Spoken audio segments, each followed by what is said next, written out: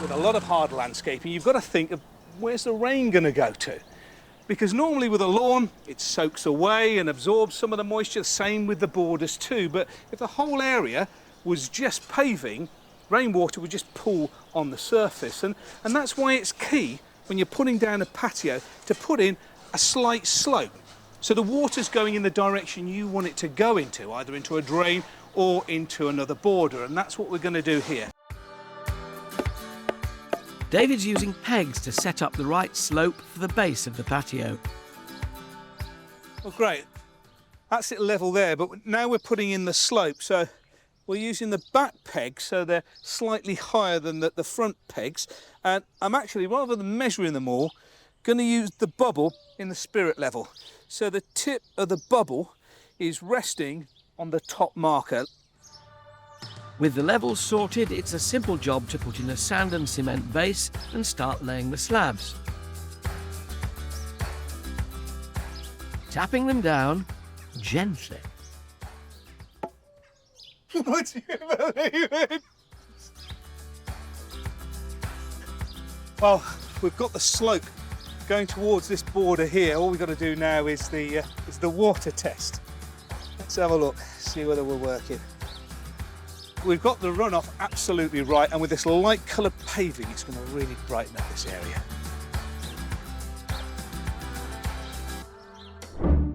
Here, we put slightly more mortar underneath to make the slab a little bit higher than the ones next to it, to enable us to be able to tap it down and get it absolutely level. To do this, we use a rubber mallet. This applies enough force to bed it in without chipping the slab.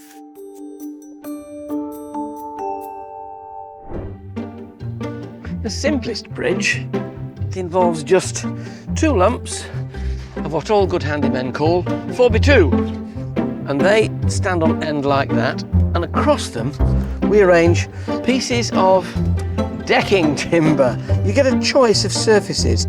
I prefer this one, looks just that bit more attractive. And when you're doing the width of your bridge, you want to allow for about a 1-inch overhang on the edge. It's much more attractive that way. You get this in shadow rather than that being absolutely flush, which is not nearly so attractive. It looks just more like a plank. Measure the plank against the 4x2 to make sure it overlaps equally on both sides. Then drill 2 sets of screw holes through those decking planks. And then the drill comes out and this goes in. This is a countersink, which makes a little depression above that drill hole so that when you put the screws in, they disappear down into the wood and don't catch your feet. Now, first bit of planking on the top, and just overhang the end again so it disappears into the shadows. Screws in. I'm using 3-inch self-tapping wood screws. Now if you put your next plank right up to that one, 2 things happen. 1, it looks just like a lump of wood, and 2, you don't get as good drainage. So what you do is you pull it out a bit, have a spacer like that, and that will then tell you exactly how far apart to put each plank.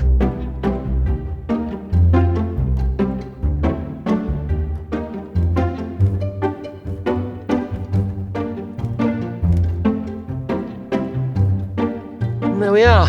With all my timber cut to size, it only took me half an hour to build. What a nice job for a sunny Saturday afternoon. Add a water-based timber preservative once a year and you'll have an ideal entrance to your garden that will last a decade. As you can see, we've got a lot of the decking down already and it's going pretty well. Now there are lots of different options you can choose from. First up is the traditional softwood. Now this is quite high maintenance and will eventually rot down, but is very cheap. Next option is hardwood. Now this requires a lot less maintenance, but is a little bit more expensive. What we've chosen is composite. Now this is a cracking bit of kit because it's made from recycled plastic that would normally go into a landfill site, mixed up with a few rice husks too, and together it makes it pretty indestructible. And the best thing about this decking, it's totally interlocking. There are a series of spacers that fit inside these grooves. Therefore, all the screws are invisible and it locks it all together.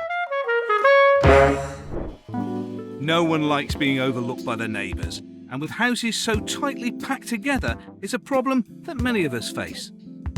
But thankfully, with the right approach, privacy, even in terraced properties, can be achievable.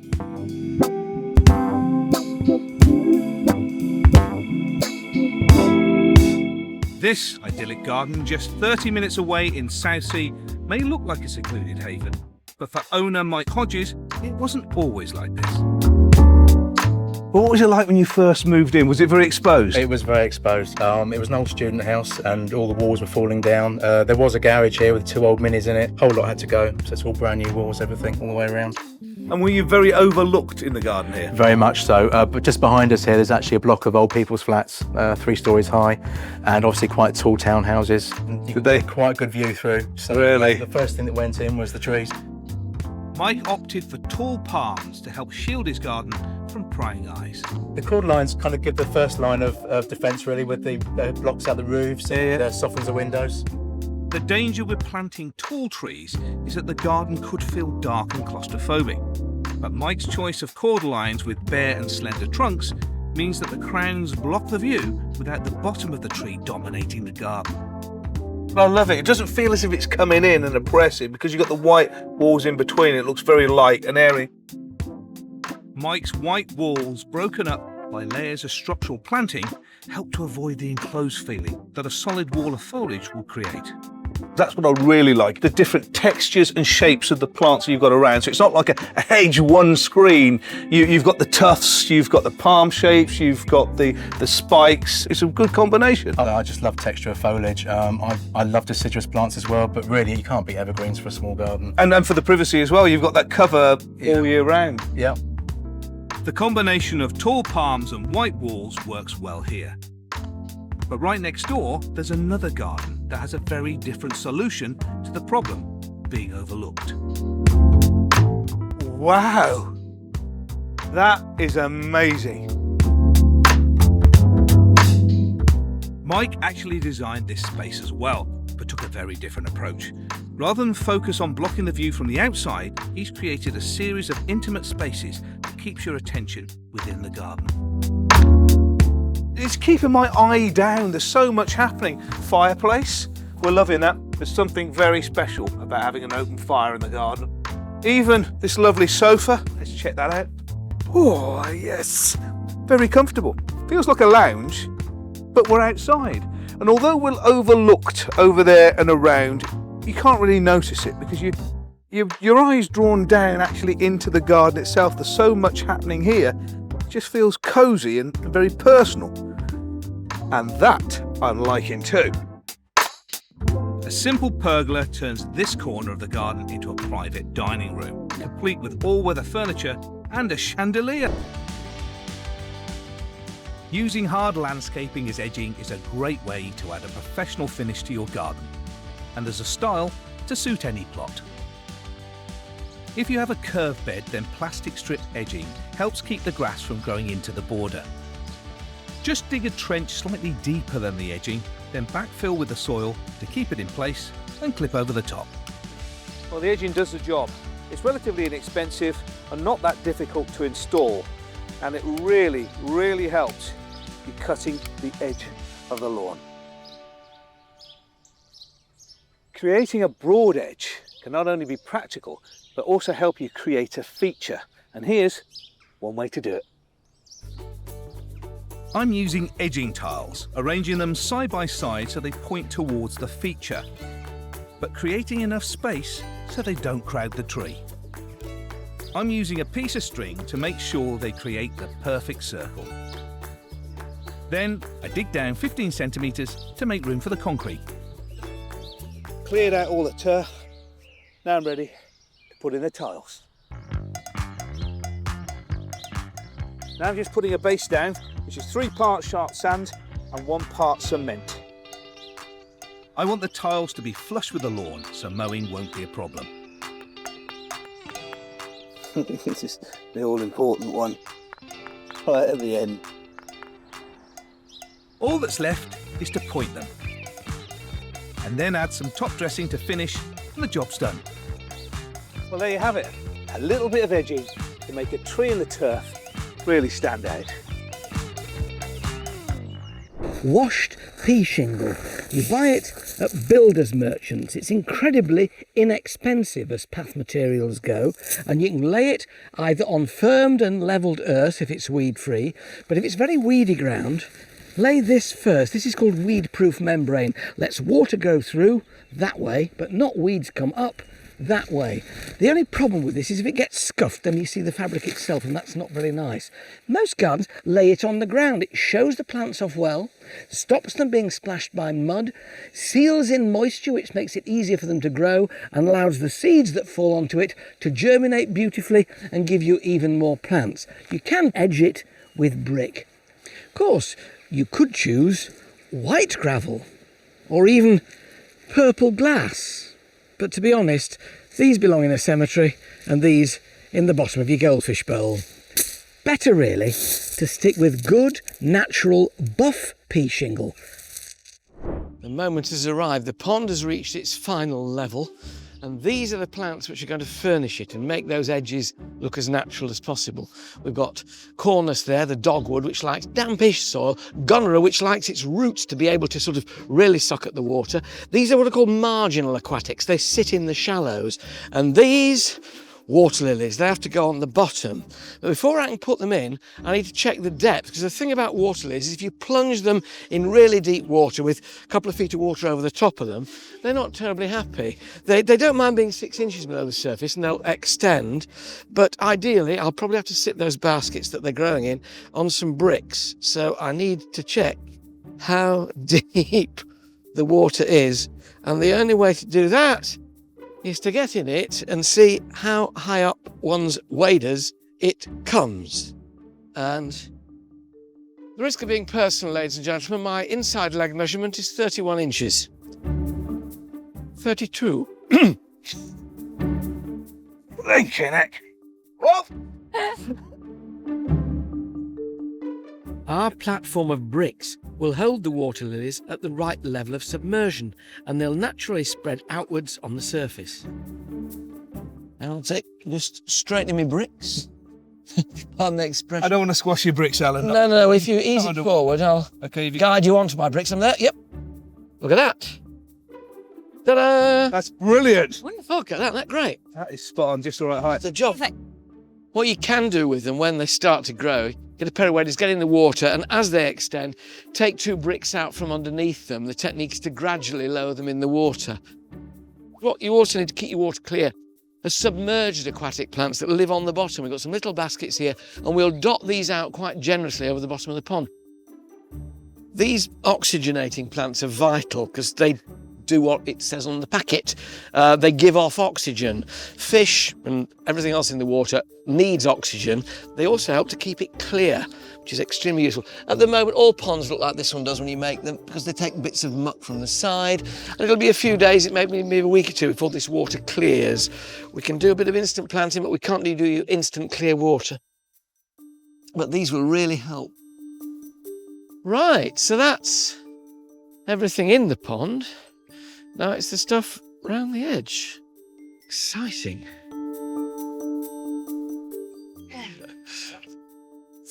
There are gradations of wetness that plants growing in and around water need. The water lilies and the submerged oxygenators, obviously they're underneath it. Then you get marginal aquatics on the margins of the pond, like these reeds and irises that I'm putting in here. Not all irises like muddy water, but these do. They're in the really sort of wet stuff with their feet in, marginal aquatics. Then you get bog plants, which are a bit higher up, soil that's always moist, but not actually in standing water. And it's a case of grading them. And what we're doing here is making sure the edge of the pond here looks natural. There's nothing worse than a nasty bit of liner showing. That can mar a perfectly good pond.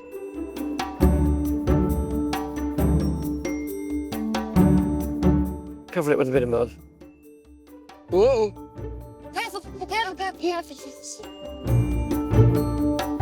Some statuesque gunnera. It needs to be able to get its roots into the water, but it doesn't want to be submerged. But I'm making sure here that it's got its bottom in the water, as it were, in the really soggy soil. We're going to get some more soil in and mound it up, and then the moisture will come up by capillary action, but the plant won't be submerged.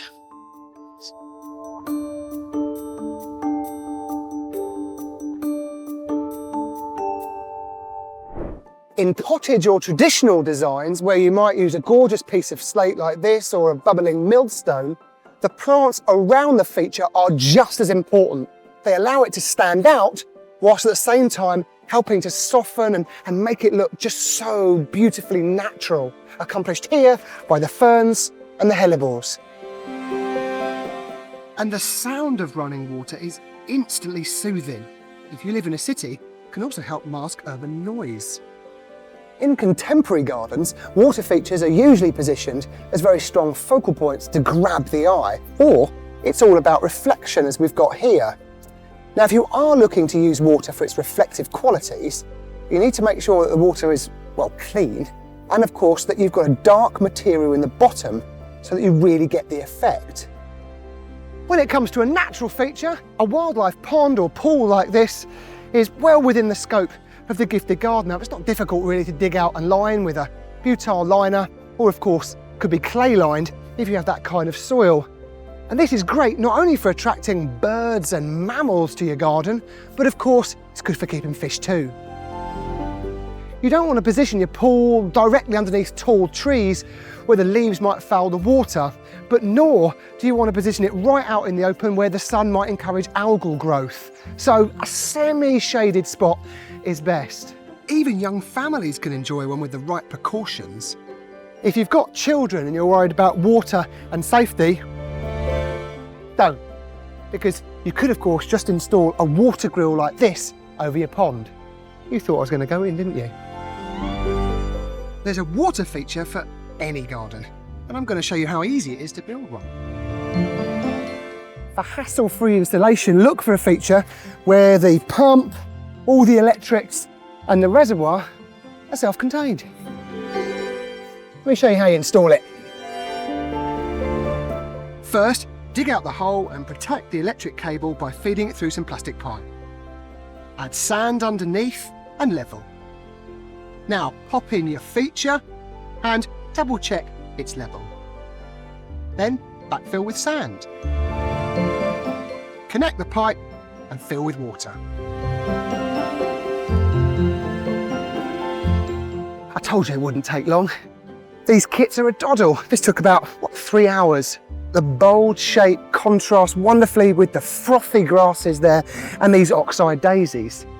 And if you've got a small garden where every single thing counts, is that it's a feature which looks as good when it's off as well as when it's on. I've returned and can't wait to get started on my mountain stream in the longest section of the garden. You try it on again.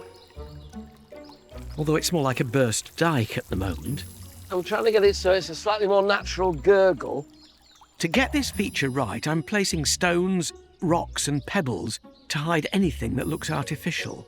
What's really critical, I reckon, when you make any kind of pond, stream or water feature is that you don't see liner. It completely ruins it. If the water only comes up to about there and you've got this great 2-inch gap which shows this butyl liner. Butyl's brilliant because it's flexible, it's waterproof, it's long lasting, it'll last 20 years if you don't stick a garden fork through it. But you don't want to look at it. Once it's under the water, it's black, it falls into the shadows, then it's okay. But I get very twitchy if it's showing. It works quite well if you grade them larger down to smaller rather than mixing them all up in a jumble, because that's what sort of happens when water's flowing through. These same principles apply to all water features, from the smallest squirt to a rolling river like this one. However many rocks you think you're going to need, you'll need a lot more. It takes a lot of rock to do the job really well. If you're mean with your rock, your stream will look mean, and we don't want that, Barry.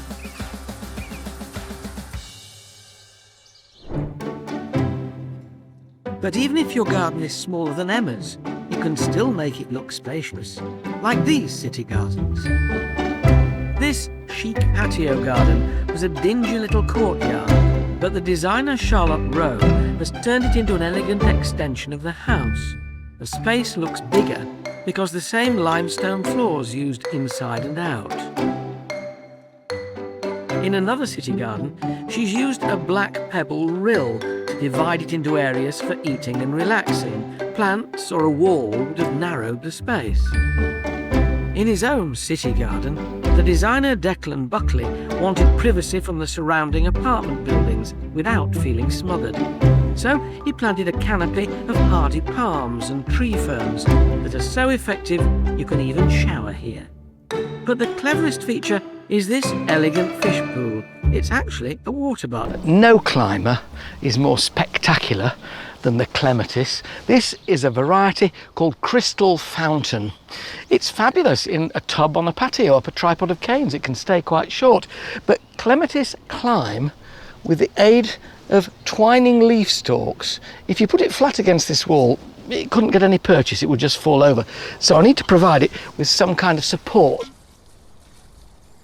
The answer is to fix lengths of plastic-coated wire to vine eye screws drilled into the wall at foot-high intervals.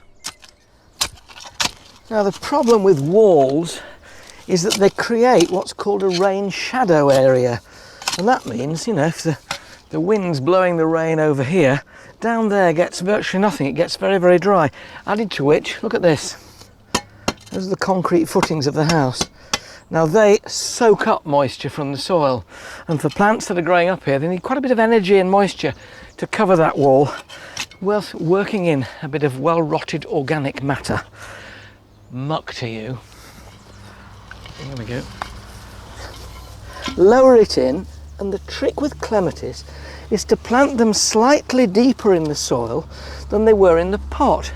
They can get a disease called clematis wilt. The whole plant collapses. It's a fungus disease, but they're less prone to it when they're buried a bit more deeply for some reason or other. So don't be frightened of burying your clematis just that little bit deeper, 3 or 4 inches, than it is in the pot.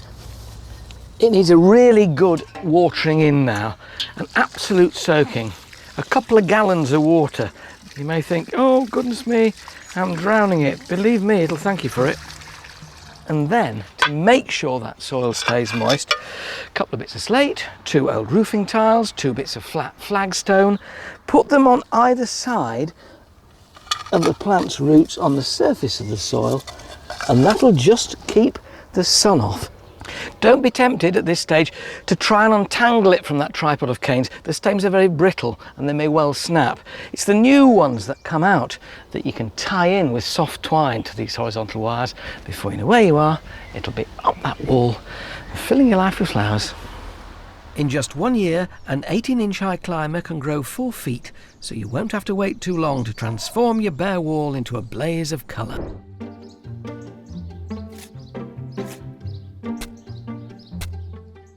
What I'm creating here is called a keyhole bed, and the reason it's called that is because of this hole in the centre. Now I've used chicken wire and then some reeds in here, and what this does is act as a big compost heap. So you fill this with your compost and then you can pour water into it. These reeds will filter any soap that might be in the water, and this will all go to feed and water the bed. So it makes a really high nutrient content in this bed, which makes big and healthy plants. This is a great way to keep the soil in a veg bed enriched without having to borrow compost from your heap. When it's full, it'll just need covering to keep the compost inside nice and warm.